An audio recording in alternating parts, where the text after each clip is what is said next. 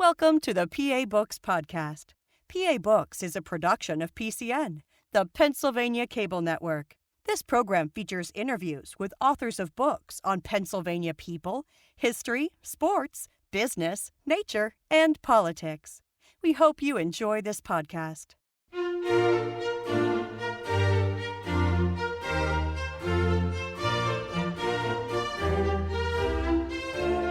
This week on PA Books, Jennifer Lin, author of Beethoven in Beijing.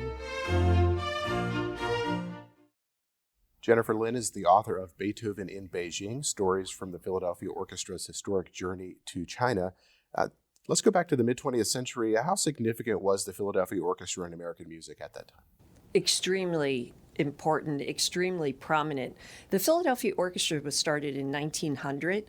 But in the time period that you're referring to, like 50 years ago, they were considered one of the big five, the very best of the best in terms of American orchestras. It was New York, Chicago, Boston, Cleveland, and Philadelphia. So there was the whole Stokowski legacy and then Eugene Ormandy. So among classical music lovers, the Philadelphia Orchestra was really way up there. Now, you mentioned in the book something called the Philadelphia Sound. What was that? So it was explained to me that the Philadelphia sound really evolved and emerged because of the Academy of Music, that the acoustics in the Academy of Music were such that to compensate for kind of a dryness to the concert hall, that the string section would really be very lush, more so than some other orchestras. So that became the Philadelphia sound. And it really emerged during the Stokowski era. Now, the story you tell takes place in 1973. Can you explain the Cold War situation that we were in at that time? It's very important to understand what was happening between the United States and China in 1973. So basically, we did not have relations with China in 73, and it goes back to the Chinese Civil War, which ended in 1949 with the communist regime being victorious. The United States had backed the nationalist government of Chiang Kai-shek, and so the relationship between China and the United States severed at that time. It became exacerbated after the Korean War, or during the Korean War, where we were backing the forces in the South and China was backing the forces in the North. And actually, from that time on, America was known as the American Wolves, and China was known as Red China. So there was a lot of tension between the two nations. This was also worsened by the fact that China had entered something called the Cultural Revolution. This was in 1966. And Mao was trying to stoke the revolution. And it was a period of violence and anarchy and real chaos. So that only made matters worse. 1973, it's still the Cultural Revolution, but something important is happening behind the scenes. Richard Nixon wanted to normalize relations, and Nixon always felt that it was ludicrous for basically a fourth of humanity to be isolated, and that was China. And so Nixon started this process of reaching out to China, and on the other side, he found a receptive partner in Premier Zhou Enlai. So really working behind the scenes, these two politicians were trying to bring the relationship to a more normal state. So Nixon made his very famous trip to China in 1972 to meet with Chairman Mao. And after the Nixon visit in 72, which was in February, the two sides wanted to do exchanges. And the first exchanges were mostly sports, in the realm of sports. There were American swim teams that went over to China and basketball teams. And this was important because we being both sides really, had to change perceptions. So think about it. If you were born in China after 1949, you just thought of the United States as the evil empire. So what they needed to do is change perceptions both in China and the United States. So that's why there were these cultural exchanges. So after the swim teams went over and the basketball teams went over, the two sides wanted a cultural element to the relationship. And that's when the Philadelphia Orchestra was invited to go to China. And in many ways, it could only be the Philadelphia Orchestra that got the invitation, because the Philadelphia Orchestra was a favorite of Nixon. He said he grew up listening to their albums. And also in 1972, the Philadelphia Orchestra played at his second inauguration instead of the National Symphony Orchestra. So there was a sweet spot for Ormandy from the point of view of Nixon. On the point of view of the Chinese, there was also a sweet spot for the Philadelphia Orchestra because in 1940, the Philadelphia Orchestra held a benefit concert on behalf of China, and it was to raise funds for their medical relief efforts. Now, in 1940, the Chinese were engaged in war against Japan, so it was really to help the Chinese during this period. So they didn't forget that. China does not forget their friends nor their enemies. But in the case of the Philadelphia Orchestra, they remembered that in 1940 there had been this benefit concert for China. So yes, so they were the natural selection. So I want to go back to something you were talking about, the Cultural Revolution. How did Mao see art and music in communist society? He saw art and music as a tool of revolution, and it had to serve the revolution. So there was a classical music tradition in China going back, 100 years or more. Classical music, Western classical music, was introduced to China by the missionaries. At first, the Jesuit missionaries who went to China, but then also the Protestant missionaries. And so the oldest orchestra in China was the Shanghai Symphony. So when the Civil War ended in 1949, there was great debate in China on what they should do in terms of the Western classical music canon. And it was decided, to continue playing Western music. And in fact, there was a famous concert in 1959 where the Central Philharmonic performed Beethoven's Ninth. That changed dramatically in 1966 when Mao started the Cultural Revolution. And he said art, music should serve the revolution. And it was at that time that they actually banned the performance, the playing, the practicing of Western classical music. So from 1966 until 1976, orchestras in China were not allowed to perform Beethoven or any of the greats. And even students in China were not allowed to practice the works of Beethoven or Bach or Chopin or any of them. So it was viewed as a tool of revolution. So during the Cultural Revolution, there were these model operas and ballets and symphonies. And there were at first 8 of them. It increased, I think, to 18 or something like that. And these were the only productions that people were able to see. So, think about it. Here in Philadelphia and in Harrisburg and across the state, any given day you can see just a wealth of options when it comes to art. But in China, during the Cultural Revolution, you could only watch these model operas that conveyed a revolutionary theme. So when the Philadelphia Orchestra went to China, they saw a ballet called The White-Haired Woman. And it's about, a young woman who falls in love with a revolutionary soldier. So, art was just very, very controlled during the Cultural Revolution, and only things that served the revolution were allowed. Now, you say in the book that many lives were destroyed, particularly those of artists, musicians, and intellectuals. What would it have been like to be a musician or an artist as the Cultural Revolution is coming in? What would they have experienced? Horrible. It was horrible. And actually, I know that for a fact because of my own family's situation. So I wrote another book called Shanghai Faithful, which is a family memoir. And one of the characters in my book is a cousin of mine who's a few years older than me. She was a piano prodigy. She grew up in Shanghai. In 1962, she entered the Shanghai Conservatory, which is the most elite conservatory in China. And so she was studying the piano, and then the Cultural Revolution began in 1966, and basically her world ended as she knew it. Instead of going to the conservatory to learn how to play music, she would go to the conservatory every day for political indoctrination. So there was a night in August of 1966 where 3 groups of Red Guards came to my family's home in Shanghai. The Red Guards were young people who were basically Mao's stormtroopers. They were young people who were going to enforce the revolution and destroy old ways. And one of the old ways were Western culture and art. And so these three groups of Red Guards came to the family home.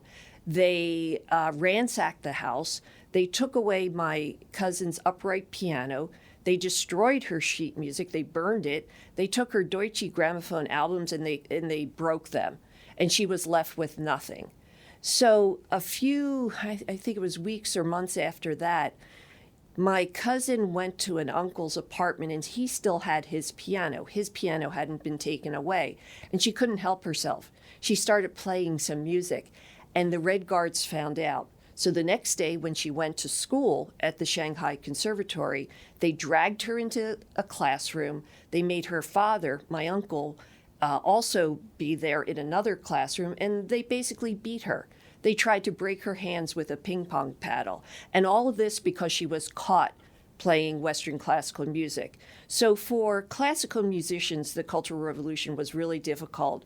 One of the reasons was because a lot of the students and a lot of the faculty at the Shanghai Conservatory had Western ties. So particularly the older faculty members, they would have known, foreign musicians who were in Shanghai before 1949. And so basically they were punished for that.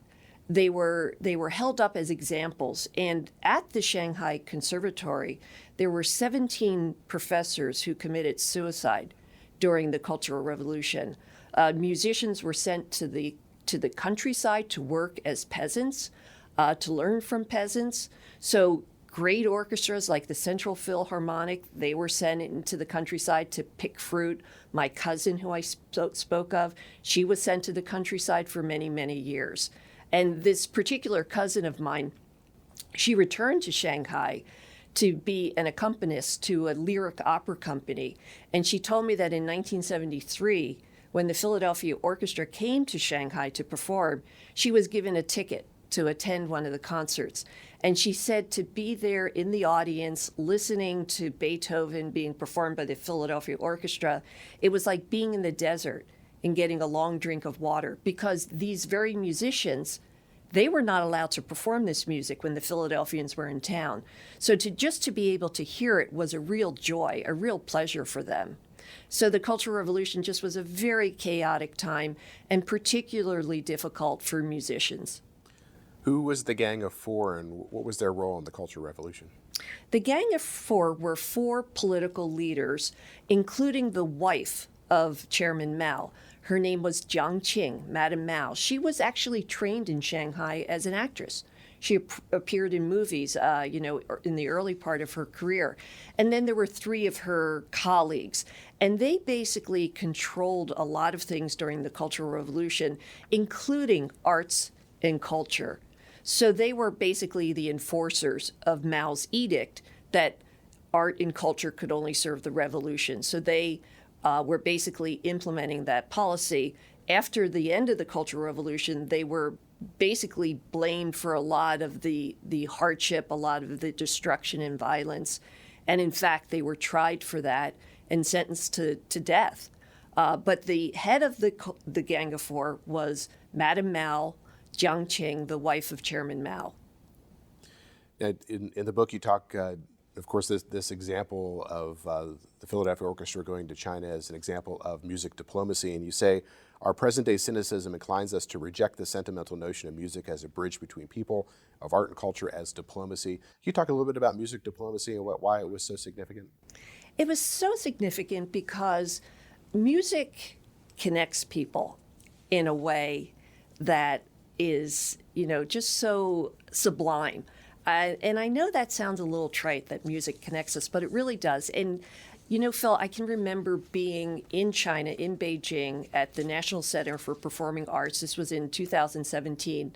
And the Philadelphia Orchestra was performing Beethoven's Ninth with a Chinese choir.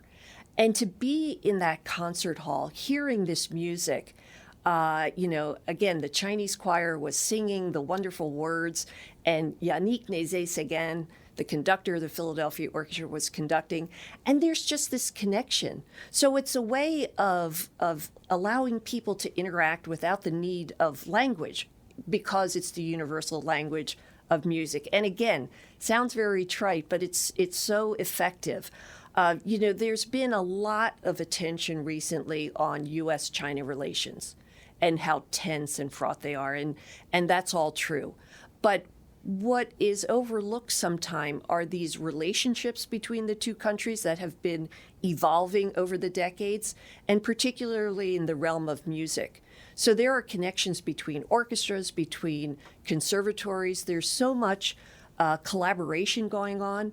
You look at any top-tier orchestra in the country, in the world, really, and you'll find musicians from China.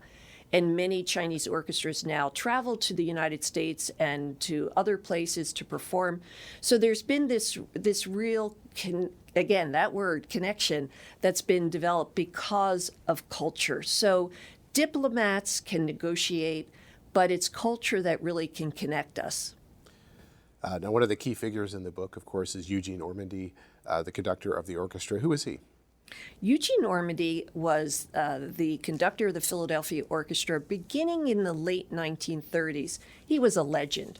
He was like one of the last great conductors in America, just a towering figure.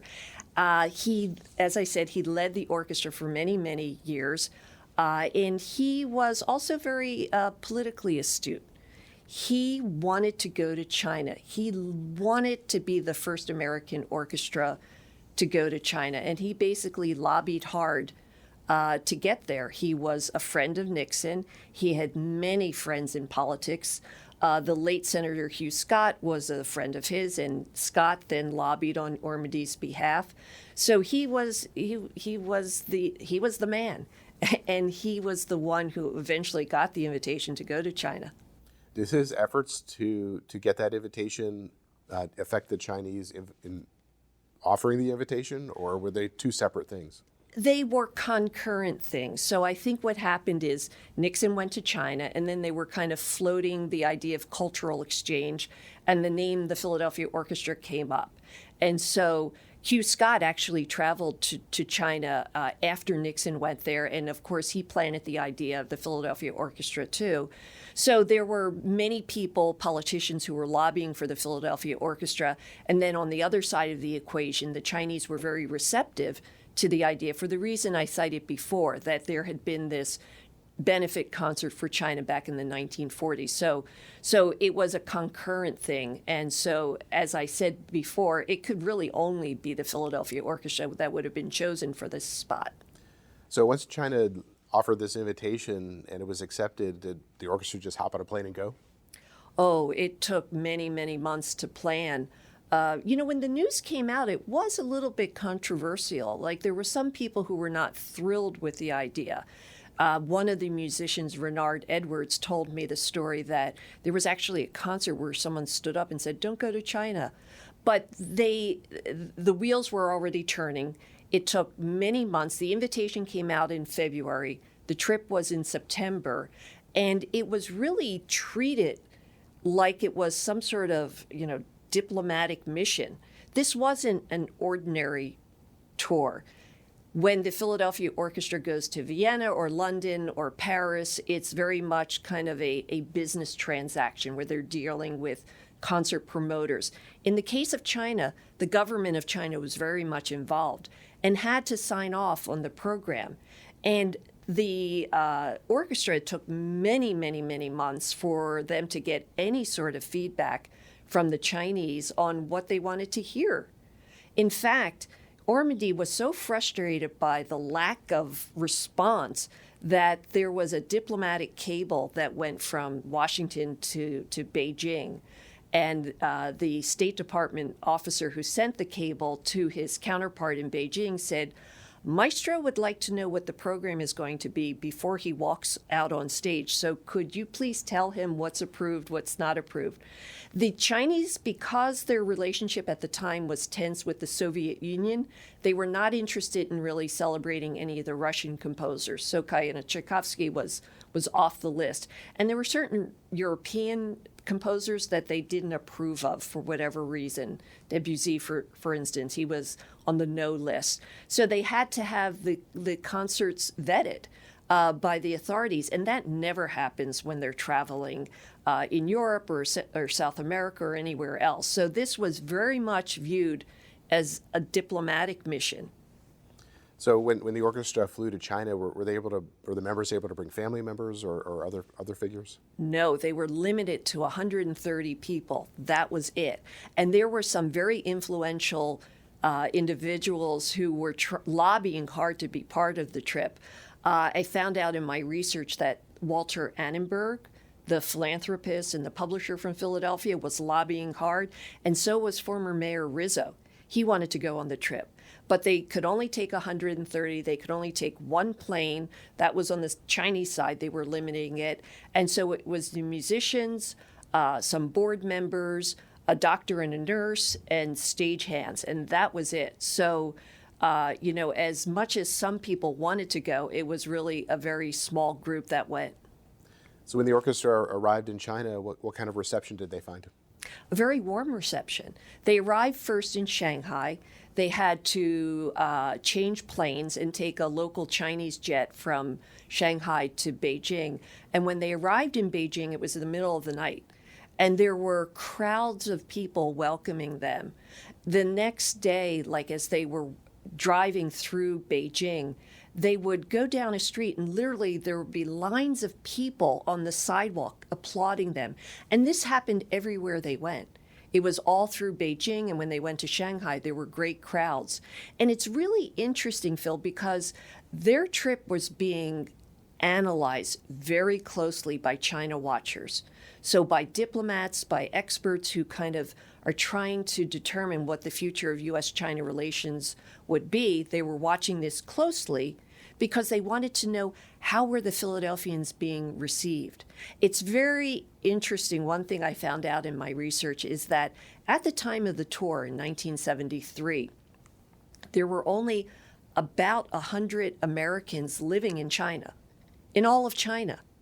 Now, before the pandemic, there would be tens of thousands of people traveling between the United States and China on a daily basis. But back in 73, there were 100 people. Some of those people were diplomats from the United States. We didn't have an embassy, but after the Nixon tour, we had a liaison office. So one of the diplomats in the liaison office was Nick Platt. And if you read his diplomatic cables that he was sending from Beijing back to Washington in the months before the tour and during the tour, you'll see how he was really analyzing very closely the reception of the Philadelphians. And he made note of the fact that there were large crowds to welcome them.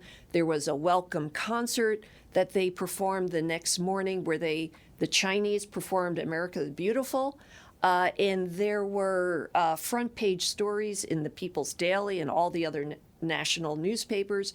It was on national TV. And this was noted by Nick Platt because, again, they were reading the tea leaves. They were trying to really determine, after the Nixon visit, whether China was truly on this path of reopening relations with the United States, or could it revert back to the bad old ways?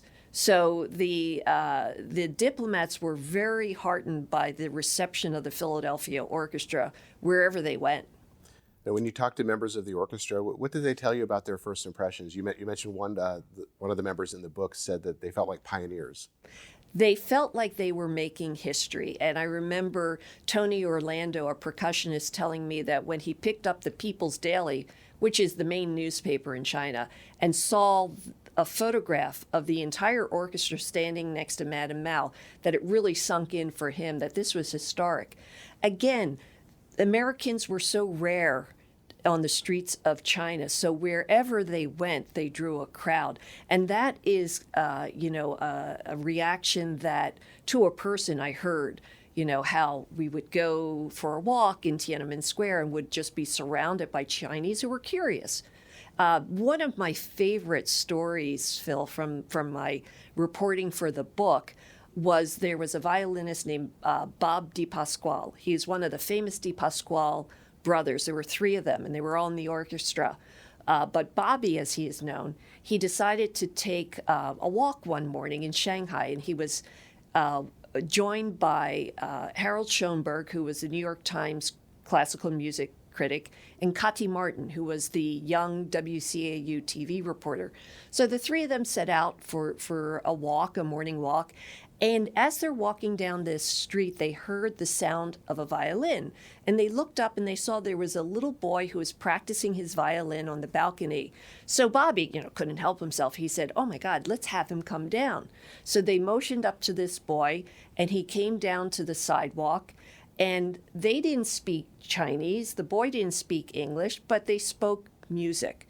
So Bobby took this little boy's violin and was showing him how to play scales properly, and was showing him some different techniques. And then Bobby, being a showman, couldn't help showing off. So he then launches into some piece, I think it was Rachmaninoff or something, and he's standing on the sidewalk, performing, and all of a sudden, he looks up, and there are literally hundreds of people who have stopped in their tracks, and they're watching him, and they're witnessing, and neither side could speak the other's language, but it didn't matter.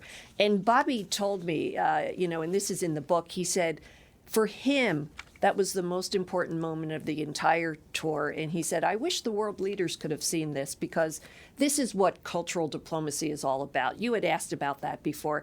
And it's really allowing people to make these connections in a real way.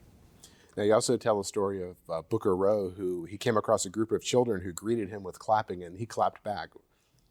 He had been told before the trip by someone who was counseling the musicians on kind of what to expect, that in China, it's not uncommon for musicians to clap for their audiences too.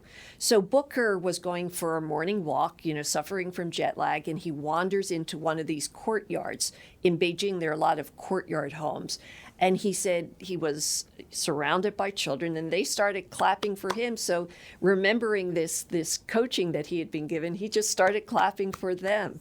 But Booker is really one of the special characters of not only the book, but also the documentary, because there was this wonderful scene that we captured where there was a reunion luncheon where we had brought 6 of the Chinese musicians from the Central Philharmonic Orchestra who had met the Philadelphians back in '73, together with some of the Philadelphia musicians who were still performing in the orchestra. This was 2016, and there were 6 of them who had been to China in '73, and they were still members of the Philadelphia Orchestra. So we had this luncheon, and we brought the 2 groups together. And I'll never forget it, because when Booker walked into the restaurant, there was a Chinese violinist, a woman, who ran up to him immediately and said, "Oh my gosh, you're the one. You're the one who back in 1973 gave me sheet music." This was all done through a translator, but what she told Booker is that, you gave me all of the music for Mendelssohn's string quartet. And she said, "I'll never forget that," because her music had been destroyed during the Cultural Revolution, and the music that she had was all handwritten. All the Chinese musicians had to recreate their scores. And to be given this gift of scores was just really special to her.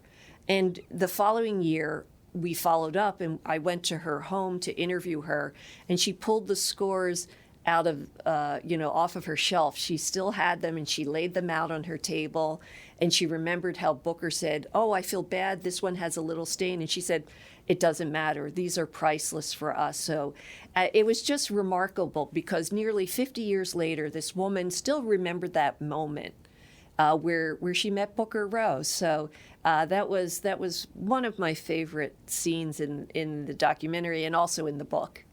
So we talked a little bit about some of the musicians out walking around. How much freedom did they have to do this? Were they sneaking out, or were they just given that amount of latitude? They didn't have a lot of freedom. Like when Booker went on his walk alone, he had been told beforehand, "Don't go out alone, just go out in pairs." Not because it was dangerous, but because, it was kind of unknown territory for all of them. So they were there for 10 days, and basically every minute of every day was scripted.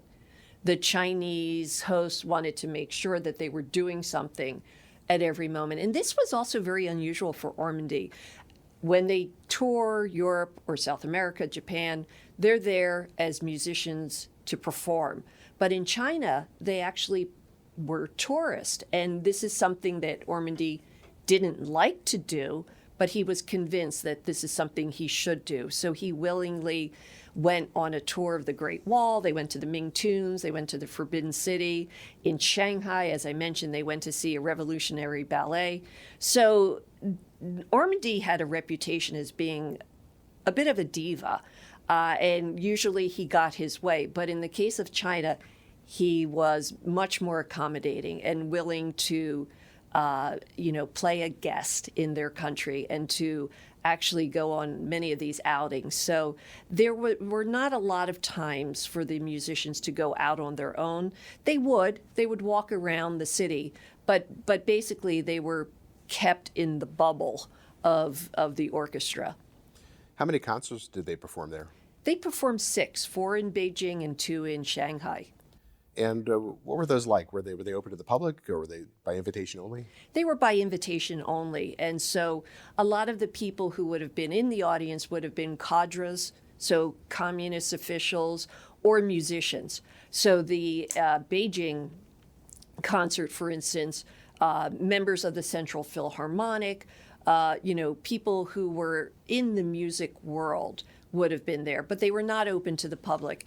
And, I went to a symposium 2 weeks ago at Penn, and the subject matter was the Chinese composer who the Philadelphia Orchestra met, a man by the name of Li Dulun.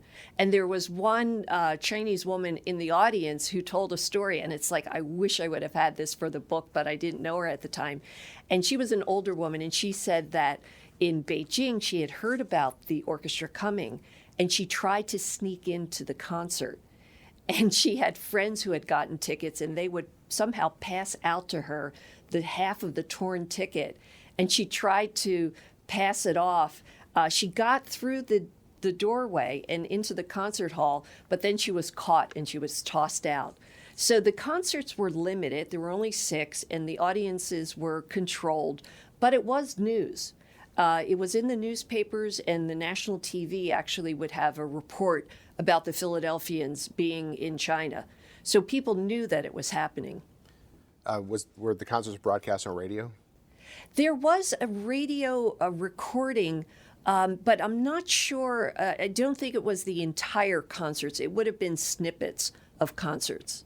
Now, one of the pieces that you talk about in the book that was of great significance was Beethoven's Sixth. Why was that the subject of so many negotiations?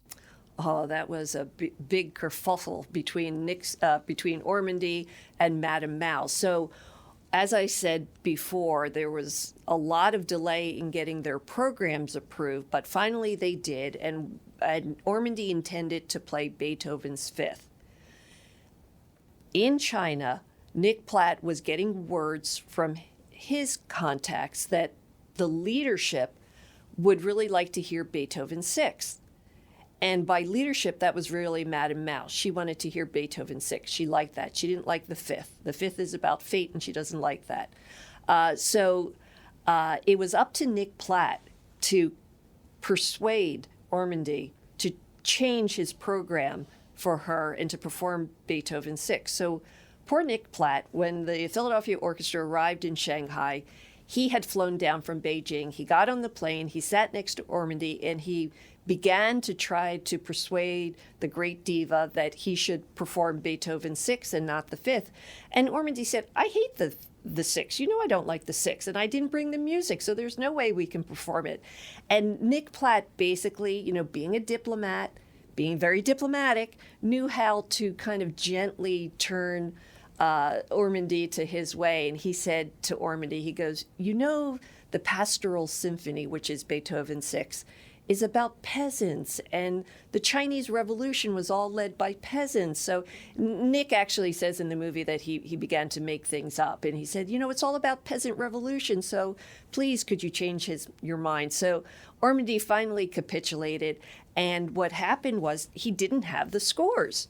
And you're talking about needing more than 100 scores. So the Chinese host dispatched a military jet to Shanghai to pick up their scores and then gathered scores from the Central Conservatory. So they cobbled together enough scores for the musicians, but a lot of these were handwritten because, again, during the Cultural Revolution, a lot of scores were destroyed. And Herb Light, one of the violinists, says that, they'd be playing along and like, whoops, wrong note here, whoops. So there were some mistakes in these scores. But Larry Gricka, another violinist, he added the comment that you're talking about the Philadelphia Orchestra. You're talking about Beethoven. They could play this with their eyes closed. So it didn't matter that the scores were not complete or had mistakes. So they just played through it. Now, you mentioned that the third concert was called the big one. Why? Yes, it was the big one because they knew that a big leader was going to be there, but they didn't know who it was. And so right before the concert began, Ormandy's wife, Gretel, was asked to come out into the audience because they wanted to seat her in the front row. So Ormandy's like, uh-oh, something big is happening.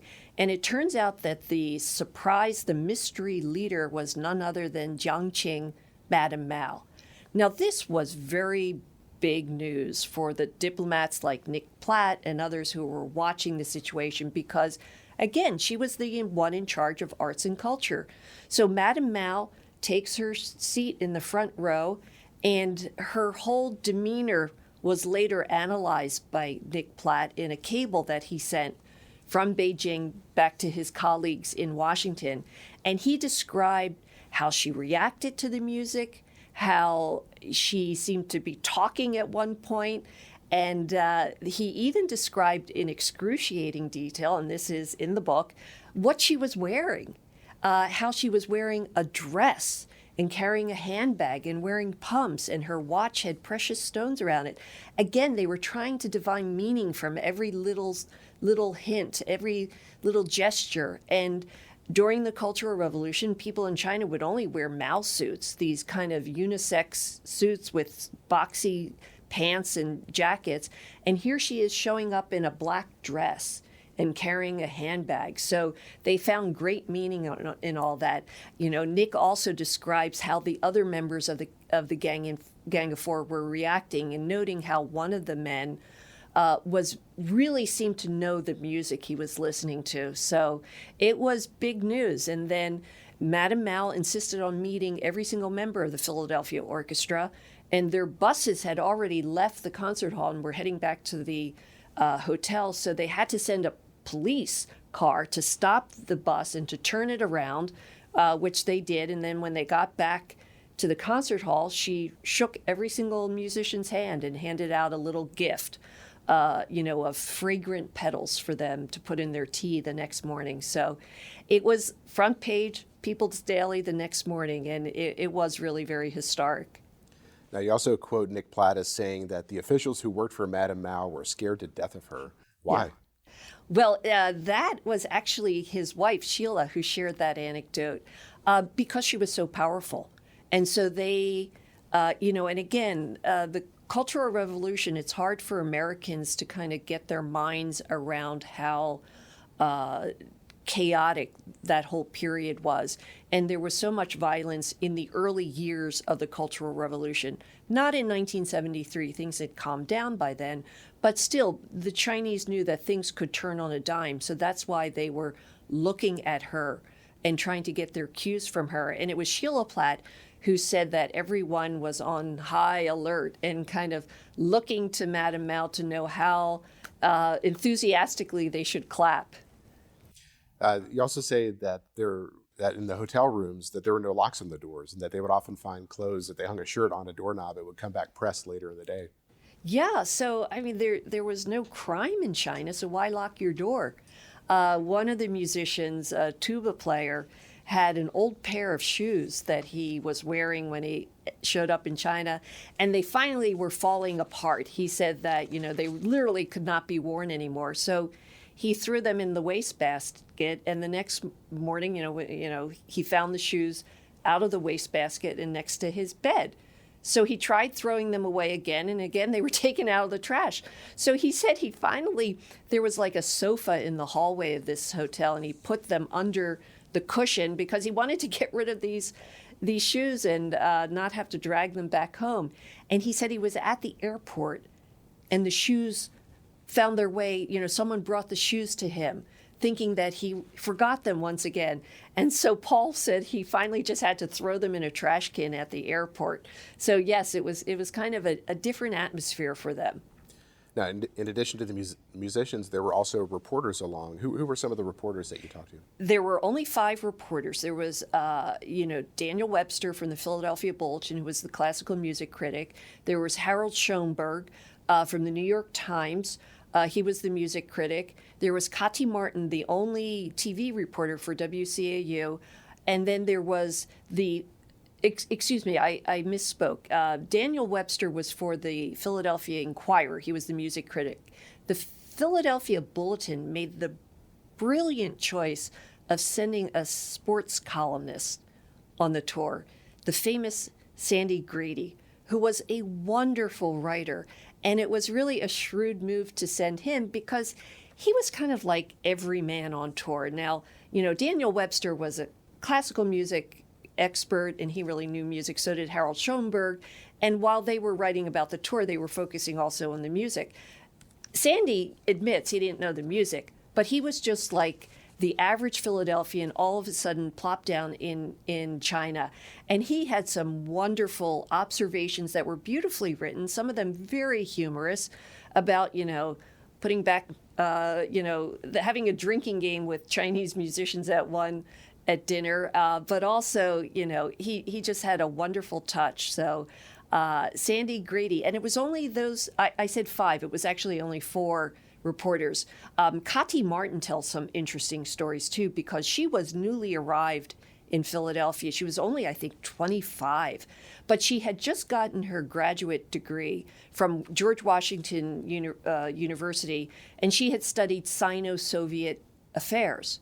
And all of a sudden, she's new at WCAU, and the station manager decided to send her, which was actually a smart choice, because Kati understood the geopolitics of the tour. This just wasn't a tour.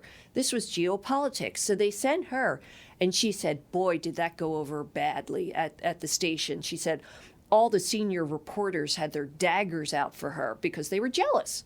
Everyone wanted to go to China, and they picked this young woman who hadn't even paid her dues yet. And she was the perfect choice. Kati did a wonderful job. She ended up making a documentary when she came back called Overture to Friendship, and it won a Peabody Award. And she's someone, that I interviewed for the book, and tells some funny stories. So Kati's a 25-year-old in China. It's 1973. She wore a short dress, a miniskirt. And she said the first time she took a walk in Tiananmen Square, she said she was surrounded by people who were just looking at her. So looking at her legs, probably. So the next day she went to a department store, and she actually bought kind of a Mao suit, the boxy, jacket and the pants. And she wore them whenever she went out on the streets to try to do man on the street reporting. Now, one of the things you say about Sandy Grady, or you quote him as saying, because you mentioned the drinking contest, he says, I was on the Philadelphia Orchestra drinking team. Yeah. So it seemed to be a little bit more formal activity there. Yeah. He was funny. That was one of the last nights they were in China. And they were in Shanghai, and it had been a triumphant tour, and everyone was feeling really good. And so they indulged a bit at the final banquet, and that's when Sandy was talking about being on the Philadelphia Orchestra's drinking team. What kind of relationships did the members of the orchestra have with Chinese musicians? There were a few opportunities where they were allowed to mingle.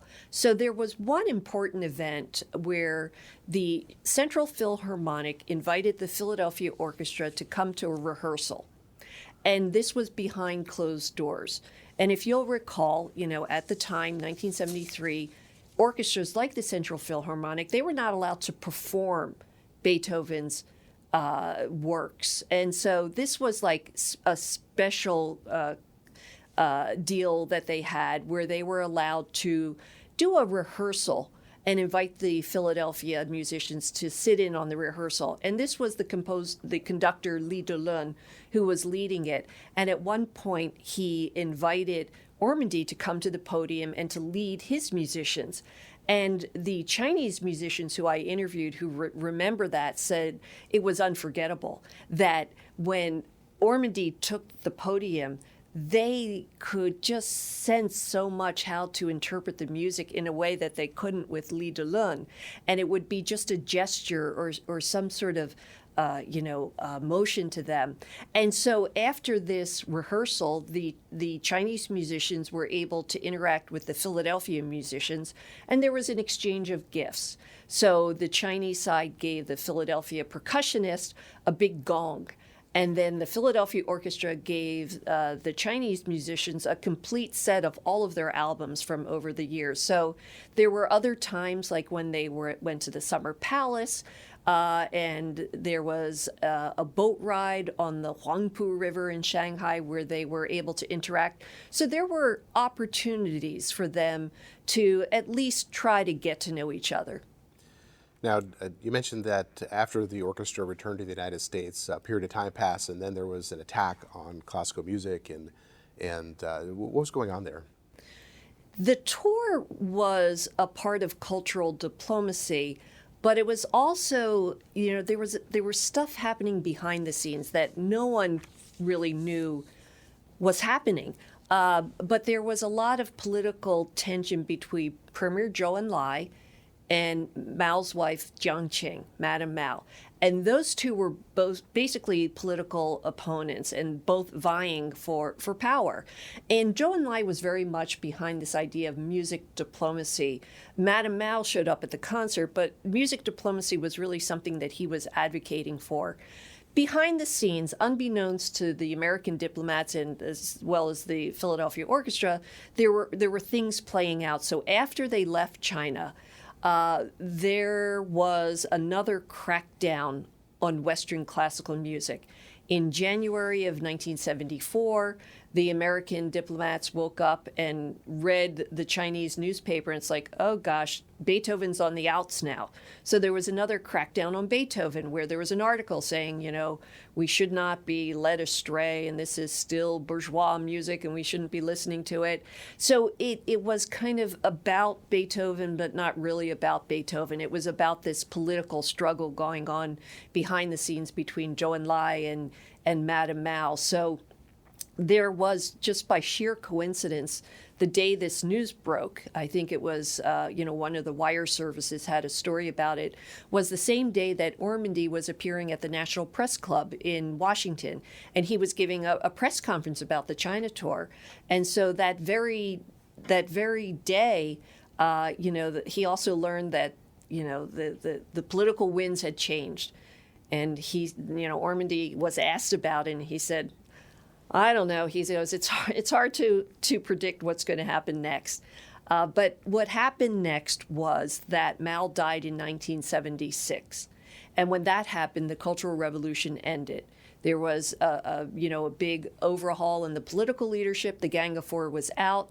And suddenly, all the controls were lifted. And it was the start of a period that became known as Beethoven fever, where basically classical musicians were able to perform again, conservatories reopened, and there was a great surge in interest in Western classical music.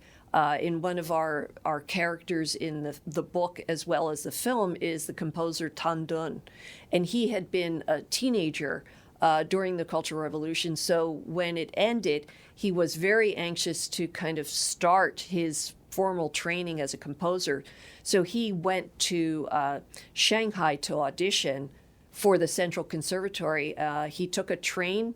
He didn't have money for the train ticket, so he hid in the bathroom for 26 hours, going from his home in Hunan province to Shanghai for this rehearsal, this audition. And when he got there, he said there were about 10,000 people auditioning for 10 spots.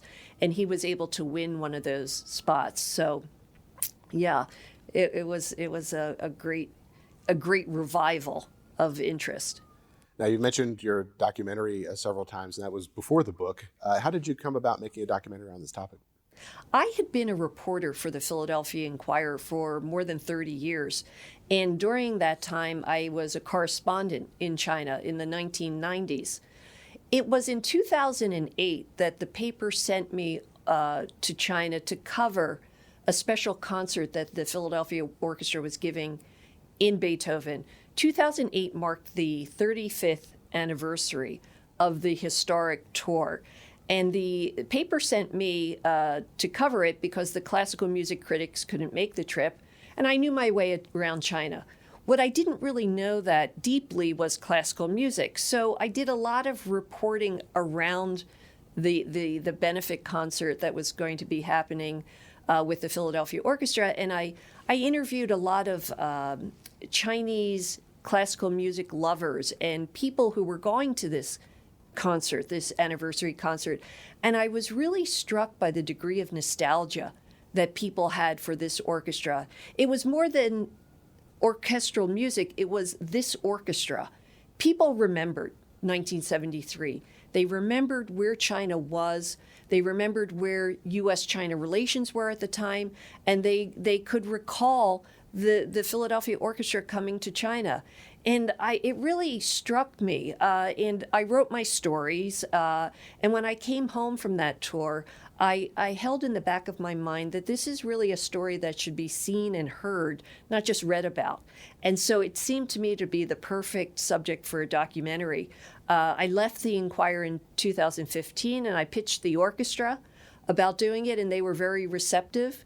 They introduced me to Sam Katz, who has made many, many films, documentaries about Philadelphia history through his company, History Making Productions. And Sam and I collaborated on the documentary. And Sam also introduced me to Sharon Mullally, who was my co-director on the project. So it was really in 2016 that we launched the documentary by going on our first tour with the Philadelphia Orchestra. I went on 3 tours with the orchestra to China and 1 tour with a group from the Curtis Institute. So it was, this wonderful collaboration with Sam and Sharon.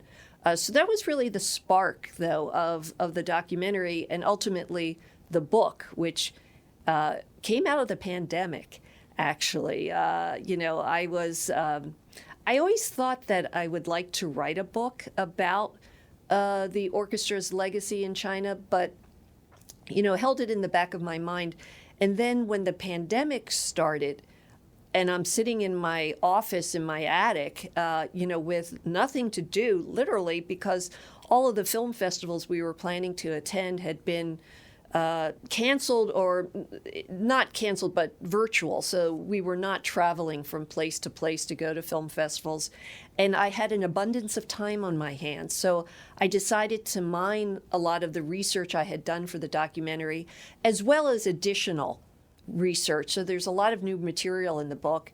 And I really wanted to tell the story as oral history, because it was such a memorable moment for the musicians arriving in China. And it was memorable also for the Chinese people they encountered, that I wanted them to tell the story in their own words and to step aside as a writer.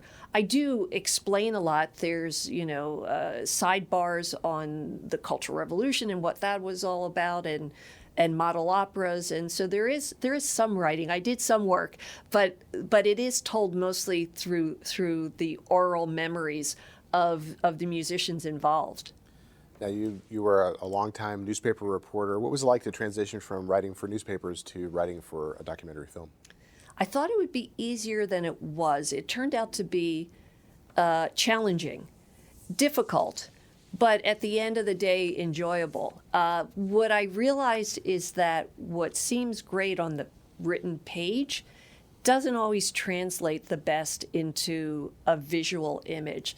So I had to get used to changing things in the edit room. But luckily, I was working with Sharon, who's an experienced filmmaker, and our editor, Rachel Stewart, who also was able to help me with that process. But it was very different. And the thing about writing is I opened the book with a scene of Ormandy It's 1971. He's talking to the manager of the orchestra, and he's reading all about the ping pong team that got to go to China. And he's saying to his manager, he goes, how do you get to China? I really want to go to China. They send the ping pong players, they should send us. So tell me, Boris, how do we get invited to China? And so I describe this scene as if I'm there. It's a form of narrative nonfiction. And so when you're writing, you can do that. You can interview people, you can research, you can recreate a scene. It's very hard to do that in film. You have to be there. So a lot of our documentary includes footage of us being in China, as well as archival footage and archival photographs. But, it is a lot harder than it looks. Well, we've been speaking with Jennifer Lin. She is the author of Beethoven in Beijing, Stories from the Philadelphia Orchestra's Historic Journey to China. Thank you for joining me. Thank you very much for having me on your show. Enjoying this podcast? Visit PCNTV.com to find out how to support our mission.